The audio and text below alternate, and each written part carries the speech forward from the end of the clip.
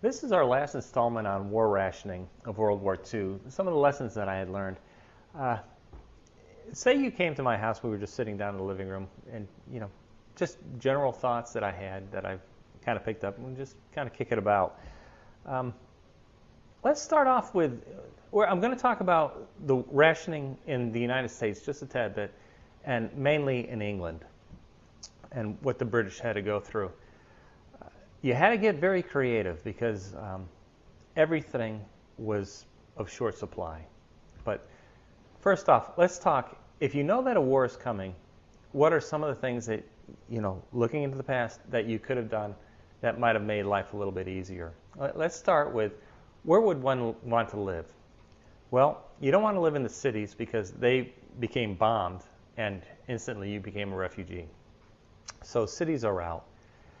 Well, how about a farm? You'd think the farmers would have it well.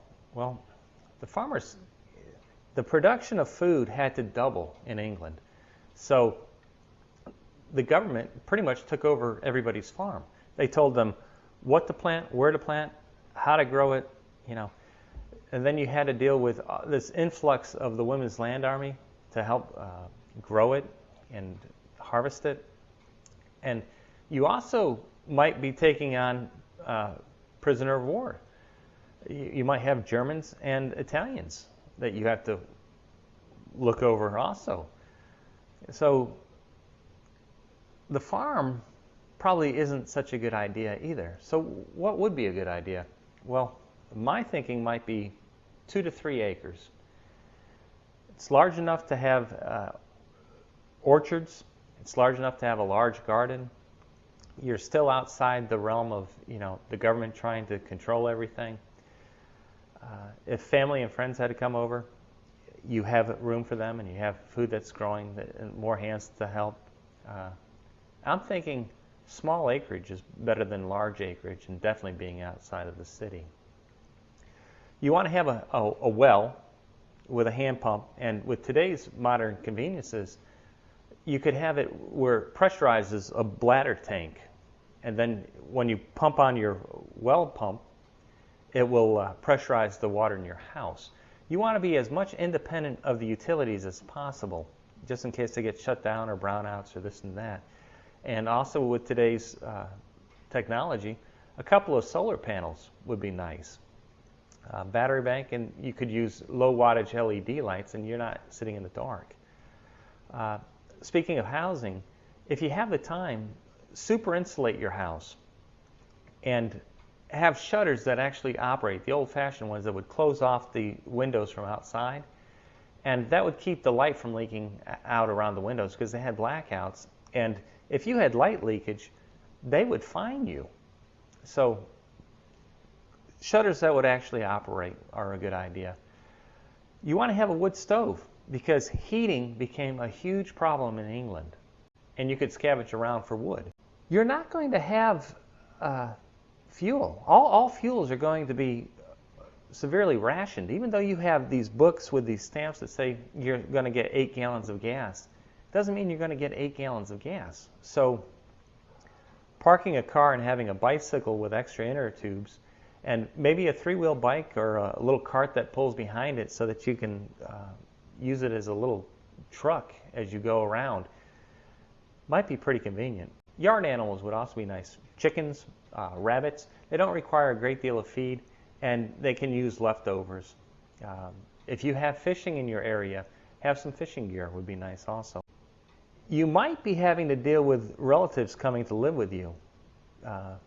So having extra camping gear, cots that fold up, extra blankets, extra pillows, large tables, extra chairs. You might be feeding a lot more people than you expected.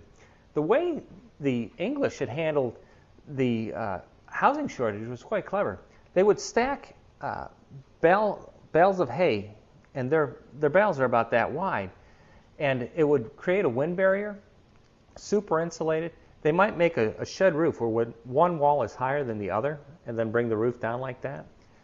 By using salvaged windows and salvaged doors, they could put a small kerosene heater in there, warm it up, and then extinguish it, so then when the people are sleeping at night on one of those camping cots, it's safe, it's not going to burn down, and it retained the heat. That kind of cleverness is what really helped. Clothing became a problem also. You want to be able to repair the clothing that you have, so you need to learn how to sew. Because clothing is so inexpensive right now, if you were to go around and got a couple of those commercial clothing racks that hold a lot of weight and went thrift store shopping, picking up 75-cent shirts, pants, sweaters, coats, that kind of stuff, could really prove quite valuable.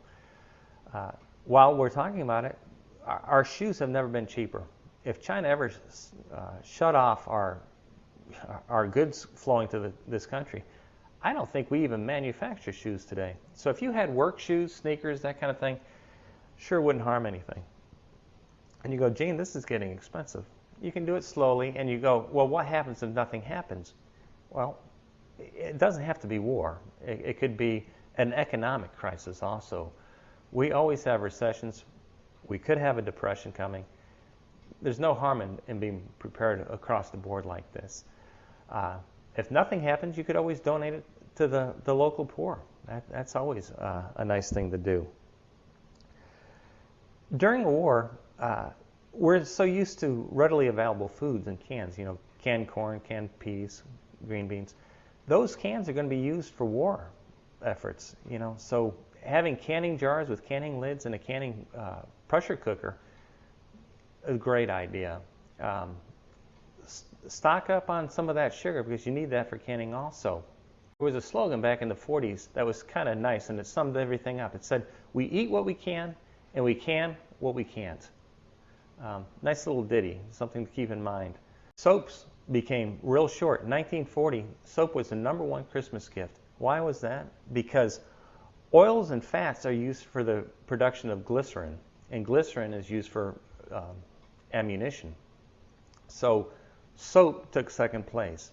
Stockpiling of soap is a good idea. Having some building supplies on hand isn't a bad idea either. 2x4s, plywood, corrugated metal, a couple of boxes of 16 penny nails, 8 penny nails, simple hand tools, simple garden tools, shovels, forks, that kind of thing. All really good ideas, and nothing goes to waste. While we're talking about it, having some good tarps, rope, block and tackle to give you that mechanical advantage. You never know when you might have to take a tree that's fallen off your roof. You might have to repair a roof. Very good tools to have on hand. What I did learn was the people with creativity and resilience, it was difficult, but they came out on top. I'll catch you on the next one.